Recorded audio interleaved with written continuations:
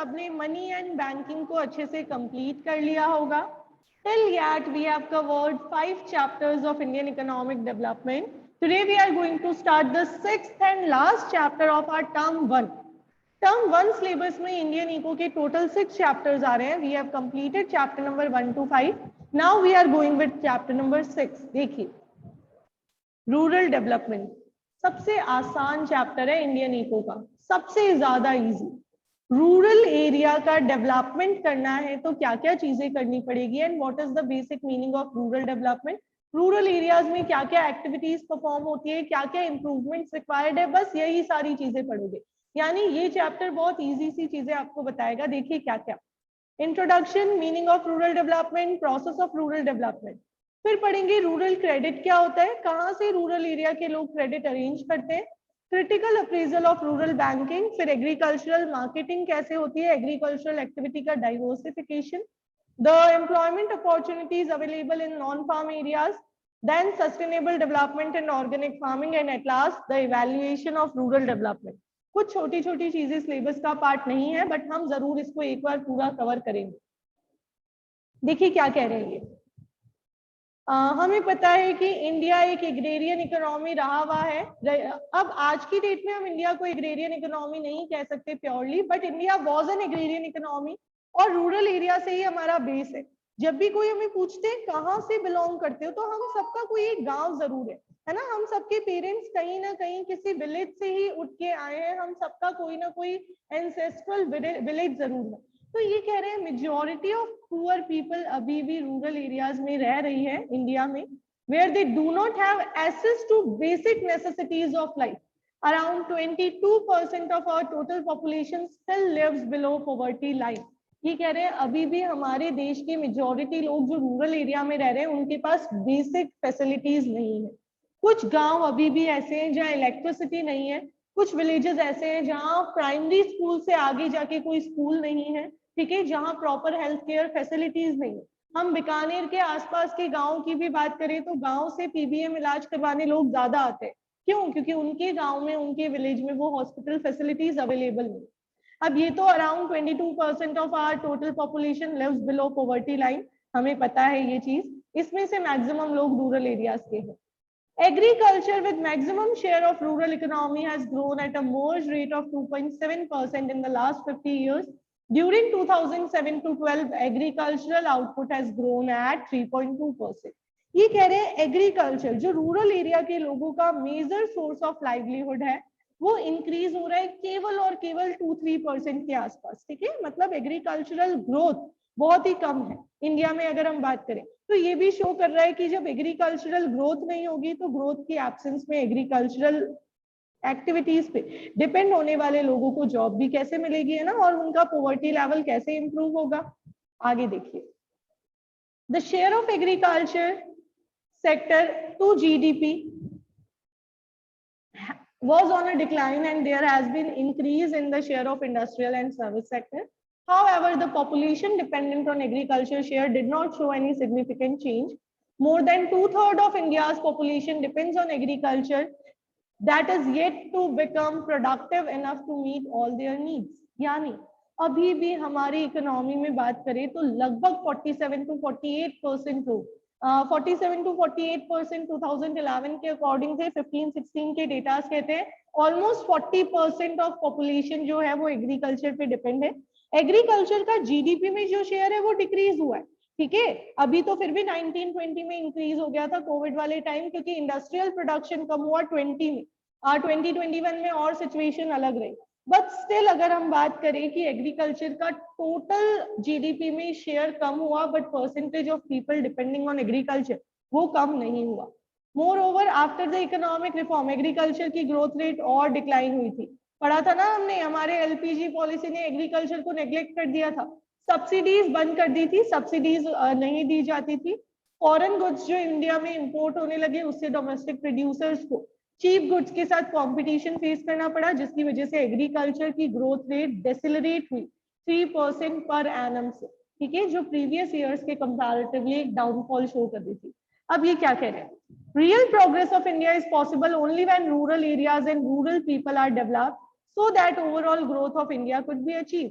Real growth तो तभी होगी जब रूरल एरिया के लोग और रूरल एरिया दोनों डेवलप होंगे, ताकि एक्चुअली जो मैक्सिमम लोग हमारे रह रहे हैं उनके एरिया से रिलेटेड डेवलपमेंट हो, ताकि रियलिटी में हमारा जो कंट्री है वो ग्रोथ की तरफ जाए। सो रियल ग्रोथ कब होगी? जब ओवरऑल डेवलपमेंट होगा, और उस ओवरऑल डेवलपमेंट के लिए ये जरूरी है कि रूरल एरियाज का, बैकवर्ड एरियाज का डेवलपमेंट करें। ठीक है, आप जाके दिल्ली को देख लीजिए, दिल्ली में जब हम जाते हैं तो, और किसी गांव में चले जाइए, इतने बड़े लेवल पे डिफरेंसेस है। इवन आप बीकानेर में घूम लीजिए और बीकानेर के बाद बीकानेर के किसी आसपास के गांव में घूम लीजिए, आपको डिफरेंसेस फील होंगे। तो वो डिफरेंसेस जिस दिन खत्म हो गए उस दिन हम ये मानेंगे कि हमारी कंट्री एक्चुअली ग्रोथ की तरफ मूव कर रही है। अब ये डेफिनेशन देखिए, each and every word of this definition is very important, each and every word. क्या कह रहे हैं ये? Rural development refers to continuous and comprehensive socio-economic process attempting to improve all aspects of rural life. Rural development एक ऐसा process है, पहली बात तो कंटिन्यूअस बेसिस पे जो चलता रहना चाहिए, क्योंकि डायनेमिक है इकोनॉमी, कंटिन्यूअसली चेंजेस आ रहे हैं, तो हर चेंज को आप उसमें अपडेट करते रहो। And comprehensive, comprehensive means complete process है, और प्रोसेस कैसा है? Socio economic, means you have to improve the economic conditions of rural people, but you also have to improve the social problems also, you have to improve the social levels also। Social levels में उनका thinking आ जाएगा, उनका outlook आ जाएगा, उनका literacy level आ जाएगा, और economic में उनके अर्निंग अपॉर्चुनिटीज आ जाएगी। तो आपको उनको सोशल लेवल पे और इकोनॉमिक लेवल पे, दोनों लेवल्स पे कंप्लीटली डेवलप कर देना है। ठीक है, आगे क्या कह रहे हैं? attempting to improve all aspects of rural life, all aspects। कुछ रूरल फैमिलीज ऐसी होती है जो बहुत रिच होने के बाद भी ऐसी लाइफस्टाइल जी रही है जो ये शो कर रहा है कि ये बैकवर्ड फैमिली है। क्या आपने देखी है ऐसी कोई फैमिली?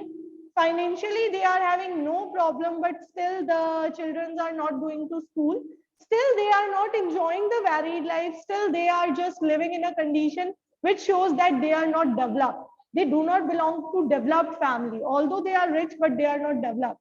क्या आप ऐसी किसी फैमिली को जानते हैं?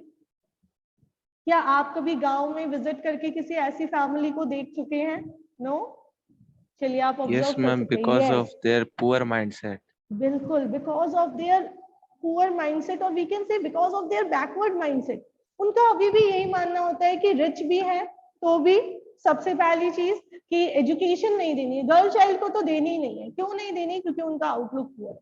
तो यहाँ जब हम रूरल डेवलपमेंट की बात करेंगे तो यहाँ हमें वो आउटलुक भी चेंज करना है। यहाँ हमें उनका सेंस ऑफ ड्रेसिंग से लेके ईच एंड एवरीथिंग बदलनी है। अब ड्रेसिंग का ये मतलब नहीं है कि मॉडर्न बना देना, सिर्फ ये मतलब है कि डेवलप करना है। ठीक है, आगे देखिए। In India, agriculture is the major source of livelihood in the rural sector, with more than 2/3 of India's population depending on it. So development in agriculture will contribute for the betterment of rural areas and rural people. ये कह रहे हैं लगभग 2/3 population rural area में agriculture पे depend है। तो agriculture को develop करोगी तो rural area का और rural people का थोड़ा development तो उससे भी हो जाएगा। However, the term rural development does not include only agricultural development. It involves all those aspects which improves quality of life of people. लोगों की quality of life improve करनी है। It aims at improving economic and social conditions of people living in villages या rural areas. अब इस पे बहुत सारे लोगों ने आर्ग्यूमेंटेशन करके छोड़े हैं कि भाई वो उनका ट्रेडिशन है। अगर आप ड्रेसिंग की बात करते हो तो वो उनका ट्रेडिशन है, आप उसको कैसे बदल सकते हो? तो मैं यहाँ पे वो बात नहीं कर रही हूँ। रूरल डेवलपमेंट का ये मतलब नहीं है कि अगर एक रूरल फैमिली में जो उनका राजस्थानी ड्रेसअप है या किसी भी अलग अलग स्टेट्स का अलग अलग है तो उनका वो ड्रेसिंग सेंस बदल दो, नहीं। यहाँ डेवलपमेंट का वो बिल्कुल मतलब नहीं है। ठीक है, तो आपको डेवलपमेंट को गलत वे में नहीं समझना है। यहाँ डेवलपमेंट का एक सिंपल सा मीनिंग है कि एक ऐसी लाइफस्टाइल वो अडॉप्ट करे जो उनकी क्वालिटी को ऐड करता हो, राइट? एक ऐसी लाइफस्टाइल को वो अडॉप्ट करे जो उनके स्टैंडर्ड ऑफ लिविंग को इम्प्रूव करता हो। हम रूरल एरिया को अर्बन एरिया में कन्वर्ट करना नहीं चाहते, हम सिर्फ इतना चाहते हैं कि रूरल एरिया के लोग भी डेवलप्ड हो, वो भी उन फैसिलिटीज को एंजॉय करें, उन साइंटिफिक इनोवेशंस को एंजॉय करें जो हमारी कंट्री में फिर ये कह रहे हैं rural people account for about 3/4 of total population, however they have always lagged much behind in the overall progress of the economy. 3/4 of population rural area से बिलोंग करती है, बट स्टिल अगर हम बात करें ओवरऑल ग्रोथ एंड डेवलपमेंट की तो rural area हमेशा पीछे ही रह जाता है, रूरल पीपल हमेशा पीछे रह जाते हैं. In order to overcome this undesirable trend, special programs for rural development began to be designed since 70s. In addition to provisions of 5-year plans of the country. ये कह रहे हैं ये जो एक डिफरेंस आ रहा है, इस डिफरेंस को खत्म करने के लिए हमने 70s से ही स्टार्ट कर दिया. 1970s की बात हो रही है, ठीक है. रूरल एरियाज को डेवलप करना 5 इयर्स के प्लान्स के साथ साथ हमने और भी बहुत सारी चीजें, बहुत सारे प्रोग्राम्स इंट्रोड्यूस किए for the development of people of rural areas. आगे देखिए, रूरल एरिया में बैंक सेटअप करवाने की कोशिश की, रूरल एरियाज में स्कूल सेटअप करवाने की कोशिश की, रूरल एरियाज में हॉस्पिटल्स, एटीएम्स और ऐसी बहुत सारी फैसिलिटीज. ठीक है. अब ये कह रहे हैं इस चैप्टर में क्या क्या पढ़ेंगे. हमारे सिलेबस का स्कोप लिमिटेड है. हमें पढ़ना है credit and marketing facilities for rural people, government ने क्या क्या किया और क्या क्या कमियां रह गई. हमें पढ़ना है diversification of agriculture and we have to discuss the organic farming and sustainable development. ठीक है. तो देखिए, प्रोसेस ऑफ रूरल डेवलपमेंट पहले पढ़ लेते हैं. रूरल डेवलपमेंट का एक प्रोसेस है, इसमें क्या क्या चीजें इन्वॉल्व होती है वो सब हमें यहाँ पे डिस्कस करना है. So have a look everyone, the process of rural development. क्या कह रहे हैं यहाँ पे, rural development aims at comprehensive change, complete change करना है. किसमें? रूरल पीपल की लाइफ में, हर एस्पेक्ट से उनकी लाइफ को बदल दो, है ना. यही रूरल डेवलपमेंट कहलाएगा. अब देखिए, some of the areas which are challenging and need fresh initiatives for development in India include. Rural area में कुछ पार्ट्स ऐसे हैं, कुछ सेगमेंट्स ऐसे हैं जिनको इमीडिएट अटेंशन की जरूरत है. कौन कौन से वो सेगमेंट्स है देखिए. Number 1, development of human resource. Rural area में जो लेबर है उनके स्किल्स को डेवलप करने की जरूरत है. क्वालिटी ऑफ ह्यूमन रिसोर्स को डेवलप करने की जरूरत है. ठीक है. तो वो क्वालिटी कब डेवलप होगी? जब दो चीजों पे फोकस करोगे, एजुकेशन और हेल्थ. तो बस आपने ह्यूमन रिसोर्स वाला चैप्टर पढ़ा ही है, ह्यूमन कैपिटल फॉर्मेशन पढ़ा ही है, तो उससे रिलेट करके आप इस पॉइंट के सब पॉइंट्स आराम से समझ सकते हो. सबसे पहले if you want to develop any area you need to develop the human resources of that area, right. तो हमें ह्यूमन रिसोर्सेज को डेवलप करने के लिए उनकी लिटरेसी लेवल पे, उनके एजुकेशनल लेवल पे और उनके स्किल डेवलपमेंट पे फोकस करना है. तीनों अलग अलग है.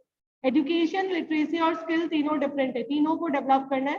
फीमेल लिटरेसी पे ज्यादा फोकस करना है और उनके लिए बेटर और अफोर्डेबल हेल्थ फैसिलिटीज अवेलेबल करवानी है. उनके एरिया में हेल्थ फैसिलिटीज अवेलेबल करवानी है ताकि उनकी क्वालिटी इंप्रूव.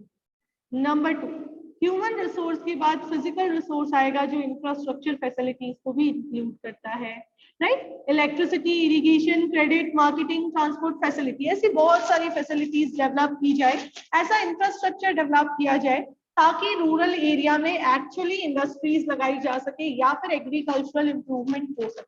तो क्या कह रहे हैं देखिए, सेकेंड पॉइंट इसका क्या कह रहा है, better facility for agricultural research and extension and information dissemination. Dissemination here means distribution, information का डिस्ट्रीब्यूशन. एग्रीकल्चरल इंजीनियरिंग भी होती है आजकल, एग्रीकल्चरल डिप्लोमास भी होते हैं. तो वो एग्रीकल्चरल एजुकेशन जो है, एग्रीकल्चर रिलेटेड नॉलेज जो है वो उन लोगों तक पहुंचाओ. उनको बताओ कि एग्रीकल्चर में भी एजुकेशन एक इम्पोर्टेंट रोल प्ले करता है और एजुकेटेड इंडिविजुअल अगर एग्रीकल्चरल एक्टिविटीज मैनेज करेगा तो शायद आउटपुट और प्रोडक्टिविटी और इंक्रीज हो सकती है, राइट. तो हमें ह्यूमन रिसोर्स को डेवलप करना है, हमें इंफ्रास्ट्रक्चर को डेवलप करना है. फिर जो लैंड रिफॉर्म्स हमने इंट्रोड्यूस किए थे उन लैंड रिफॉर्म्स को भी प्रॉपरली इनिशिएट करना है. ठीक है. हमें लैंड रिलेशंस में जो एक्सप्लॉइटेशन हो रहा है उसको एलिमिनेट करने की कोशिश करनी है. हमें गोल अचीव करना है लैंड टू द टिलर. हमने किया ना इंडिपेंडेंस के बाद, लैंड सीलिंग भी हमने अडॉप्ट किया था लैंड रिफॉर्म्स के अंदर, है ना. तो वैसे ही गोल्स. फिर socio economic condition rural people की इंप्रूव करनी है, उनको ज्यादा उनका जो लैंड बेस है वो वाइडन किया जाए, गवर्नमेंट उनको लैंड अवेलेबल करवाए, ये सारी चीजें. और एग्रीकल्चरल प्रोडक्टिविटी और प्रोडक्शन इंक्रीज किया जाए. प्रोडक्शन तो आउटपुट कितना बन रहा है और प्रोडक्टिविटी यानी पर हेक्टेयर ऑफ लैंड की कैपेसिटी कितनी है. प्रोडक्शन मीन्स आपने एक्चुअली कितना आउटपुट बनाया, तो आपको आउटपुट भी बढ़ाना है। And production directly depends upon productivity. Productivity means आपकी लैंड की कितने आउटपुट बनाने की कैपेसिटी है, तो आपको इन दोनों को इम्प्रूव करना है। इसके बाद आपको रूरल एरिया से पॉवर्टी को एलिवेट करना है, यानी पॉवर्टी एलिवेशन प्रोग्राम्स इम्प्रूव कर इनिशिएट करने। आपने पढ़ा था, है ना, रूरल एरिया के ग्राम स्वरोजगार योजना और ऐसी बहुत सारी योजनाएं आपने पॉवर्टी वाले चैप्टर में पढ़ी थी। और लास्ट, रूरल एरिया में प्रोडक्टिव रिसोर्सेज डेवलप करने हैं ताकि वहां के लोगों को एम्प्लॉयमेंट अपॉर्चुनिटीज मिल सके। तो रूरल, ये एक सिंगल प्रोसेस ऐसा है जो आप सीक्वेंस में नहीं भी याद करेंगे तो भी चलेगा, ठीक है, वरना प्रोसेसेस जितने भी होते हैं वो हमें सीक्वेंस में याद करने होते हैं। यहाँ अगर हम बात करें, सबसे पहले we need to develop the human resources, और ह्यूमन रिसोर्सेज के साथ इंफ्रास्ट्रक्चरल डेवलपमेंट इंपॉर्टेंट है। लैंड रिफॉर्म्स इनिशिएट करने ताकि लैंड रिलेशंस इंप्रूव हो, पॉवर्टी एलिवेट करने के स्टेप्स लेने, और साथ में लोगों के लिए एम्प्लॉयमेंट अपॉर्चुनिटीज अवेलेबल हो सके, इसके लिए आप उनको कुछ रिसोर्सेज अवेलेबल करें। So after the rural development comes the topic rural credit. बस यहाँ से सारी चीजें आपको आती ही है already. Rural credit, rural area के लोग या फार्मर्स या एग्रीकल्चरल पीपल, जो फाइनेंस उनको चाहिए होता है वो सारा फाइनेंस रूरल क्रेडिट, ठीक है। तो क्या कह रहे हैं, growth of rural economy depends on timely infusion of capital to release higher productivity in agriculture and non agricultural sector. Agriculture as well as non agricultural sector में अगर टाइमली फाइनेंस अवेलेबल होगा तभी किसी भी एरिया की development हो, किसी भी एरिया का ग्रोथ हो। आगे देखिए, in agriculture farmers are in strong need for credit due to long time gap between crop sowing and realisation of income. Crop sowing होगी, उसके 3-4 महीने बाद इनकम मिलेगी, है ना, तो एक टाइम गैप होता है, उस ड्यूरेशन में फार्मर्स को क्रेडिट चाहिए होता है, उस क्रॉप्स को क्रॉप सोइंग के लिए क्रेडिट चाहिए होता है, और जब मनी रिलीज होगा उसमें टाइम लगेगा, तो उस ड्यूरेशन में उनकी जो भी फाइनेंशियल नीड्स होती है वही financial credit needs rural agricultural की मानी जाती है, ठीक है, एग्रीकल्चरल हाउस होल्ड की या इंडिविजुअल। आगे देखिए, farmers borrow from various sources to meet initial investment on seeds, fertilizers, implements, and other family expenses of marriage, death, religious ceremonies, etc. So credit is one of the important factors which contribute to agricultural production. An effective and efficient rural credit delivery system is crucial for raising agricultural productivity and income. ये कह रहे हैं दोनों economic और non economic दोनों purpose की credit की बात कर दी है। फार्मर्स को क्रेडिट चाहिए होता है, वो बोरोइंग करते हैं दो पर्पस के लिए, एक तो अपने एग्रीकल्चरल आउटपुट से रिलेटेड जिसमें सीड्स परचेज करना, फर्टिलाइजर्स परचेज करना, लैंड इंप्रूवमेंट्स करना, ऐसी बहुत सारी चीजें। इसके अलावा उनको पैसा चाहिए होता है अपने फैमिली एक्सपेंसेस को भी कवर करने के लिए, जैसे डेथ हो गया या रिलीजियस सेरेमनीज हो गई या कोई बर्थ हो गया किसी बच्चे का, मैरिजेस हो गई। आज भी रूरल एरियाज में तो मैरिजेस पे कितना एक्सपेंडिचर होता है, तो उन सब के लिए एग्रीकल्चरल लेबरर को या फिर रूरल पीपल को क्रेडिट चाहिए होता है। तो क्रेडिट बहुत इंपॉर्टेंट है। अब आपके माइंड में एक कंफ्यूजन आना चाहिए कि यार एग्रीकल्चरल प्रोडक्शन की बात हो रही है तो ये जो फैमिली एक्सपेंस वाला क्रेडिट है ये क्यों बता दिया? ये इसलिए बता दिया क्योंकि हम रूरल क्रेडिट पढ़ रहे हैं, हम रूरल प्रोडक्शन क्रेडिट नहीं पढ़ रहे, हम तो ओवरऑल रूरल क्रेडिट पढ़ रहे हैं, राइट। तो रूरल क्रेडिट डिलीवरी सिस्टम होना चाहिए ताकि फार्मर्स अपनी ये क्रेडिट नीड्स को फुलफिल कर सकें। नाउ टाइम और पर्पस, अलग अलग टाइम के लिए अलग अलग पर्पस के लिए उनको क्रेडिट चाहिए होता है, वो पावर बूस्टर सेक्शन में क्योंकि आपकी सिलेबस का पार्ट है। सोर्सेज ऑफ क्रेडिट आप सबको पता है, नॉन इंस्टीट्यूशनल सोर्सेज आप सब पढ़ के आए हो क्लास 10th की इकोनॉमिक्स में। नॉन इंस्टीट्यूशनल सोर्सेज और इंस्टीट्यूशनल सोर्सेज से रूरल इंडिविजुअल क्रेडिट ऑब्टेन करता है। नॉन इंस्टीट्यूशनल सोर्सेज में आ गया money lender, relative, traders, commission agents और कुछ रिच लैंडलॉर्ड्स, ठीक है। और इंस्टीट्यूशनल सोर्सेज जिसका कवरेज बहुत कम है, इसमें आ गए कोऑपरेटिव बैंक्स। हमें एक एक को इंडिविजुअली डिटेल में पढ़ना है, तो पहले नॉन इंस्टीट्यूशनल सोर्सेज करते हैं आज की क्लास में, बस नॉन इंस्टीट्यूशनल सोर्सेज। ये वो सोर्स है जिसपे गवर्नमेंट का कोई कंट्रोल नहीं है, ये एक इनफॉर्मल पैटर्न से फार्मर्स को और रूरल पीपल को लोन देते हैं, लोन की इंटरेस्ट रेट्स काफी हाई होती है। तो देखिए इनमें सबसे पहले रूरल एरिया के मनी लैंडर्स, बहुत ही बिगिनिंग से ये लोग सबसे ज्यादा फेमस है और ये बहुत हाई इंटरेस्ट रेट चार्ज करते हैं। ये क्या करते हैं, बहुत फ्रीक्वेंट बेसिस पे रूरल पीपल के, एक इलिटरेट रूरल हाउस होल्ड के अकाउंट्स को मैनिपुलेट भी कर देते हैं और उनको हर तरीके से एक्सप्लॉइट करने की कोशिश करते हैं। Money lender is the rural individual who is having access of money and he is just using his money to lend the other people, and he charge a very high rate of interest. He usually exploit the rural peasant. ठीक है। फिर relative, cultivator अपने relative से भी बोरो कर सकते हैं। भाई ऐसा कल्टीवेटर है जिसके रिलेटिव बहुत वेल डेवलप्ड है तो वो उससे बोरो करता है। ये जनरली ऐसा लोन होता है जिसके बदले में कोई इंटरेस्ट नहीं चार्ज होता और हार्वेस्ट के बाद कल्टीवेटर अपने रिलेटिव को पैसा वापस दे देता है।